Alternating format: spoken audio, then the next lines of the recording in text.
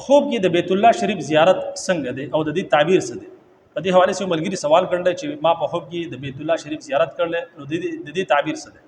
ډېر شي کسان داسې چې هغه په خوب کې د بیت الله شریف زیارت کوي یا د روضه رسول زیارت کوي، او د دې مختلف تعبیرات جوړیږي. 15 تعبیر تاسو ته خو په نوې ویډیو کې چې کوم کس بیت الله شریف ویني په خوب کې زیارت کوي، نو د دې 15 تعبیر جوړیږي.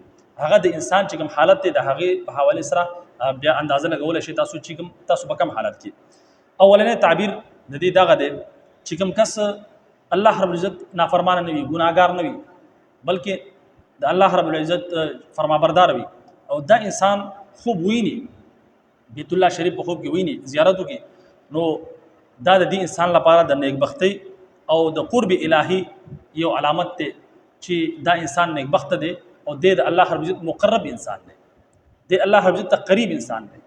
یعنی دا الله رب العزت خپل هغه نشانی خي چې ته نیکبخت او ته ماته مقرب ته ماته خوخي، نو چې نیکبخت انسان او عبادت گزاره د الله رب العزت فرمانی نه کې یو داسې انسان دا خو ویني، نو دا دغه لپاره د نیکبختی او د قرب الهي یو سبب دی، یو ذریعہ ده، یو علامت دی.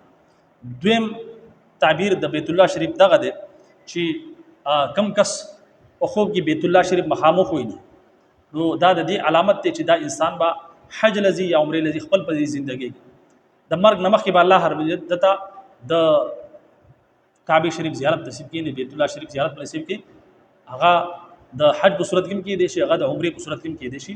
نو دویم تعبیر دغه شو. دریم تعبیر د دې دا دی چې دا د دعا د قبولیت یو ذریعہ ده، یو علامت ده. بعض کسان دا چې هغه یو حاجت وي الله رب العزت دعا غواړي، نو الله رب العزت په خوب کې هغه ته د بیت الله زیارت کراو کی، نو دا داغي علامت دی چې الله رب العزت د داسې انسان چې کوم دعا ده هغه الله رب العزت قبول کړه، نو دا د دعا د قبولیت یو علامت هم دی. نو دا درې تعبیر شو.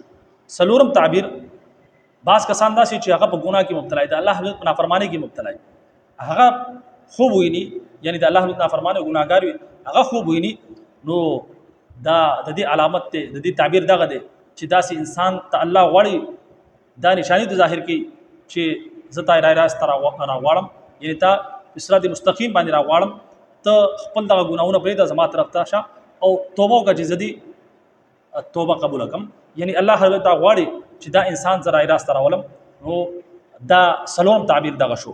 پنځم تعبیر د دې دغه دی چې عزت او مقام، یعنی دی انسان تبا الله رب العزت په دنیا او په آخرت کې یو عزت یو مقام او کور غواړي. بعض انسان داسې چې هغه خو نه عزت نه یو مقام نه مرتبه، لیکن الله رب العزت ته یو داسې عزت داسې مقام ورکړي، یو داسې مرتبه ورکړي چې هغه خلک حیراشیار دا سړی خو چې کوم دی هغه بچا په سړو کې نشمارو، لیکن اوس دته وګوره د کوم دی ته ورسید. نو دا چې کوم دی بیت الله شریف په خوب کې لیده، دا د دې چې کوم پنځم تعبیر لري دغه دی چې دی انسان ته عزت ملاوي دوله دی او مقام او مرتبه ته ملاوي دوله ده په دنیا او په آخرت کې. بهرحال دا 15 تعبیره د بیت الله شریف چې کوم کسان په خوب کې دا 15 تعبیر دي. کوم چې دا تعبیرات په مو په سمجھ کې راغلي، اجازه راکړئ. السلام علیکم ورحمت الله وبرکاته.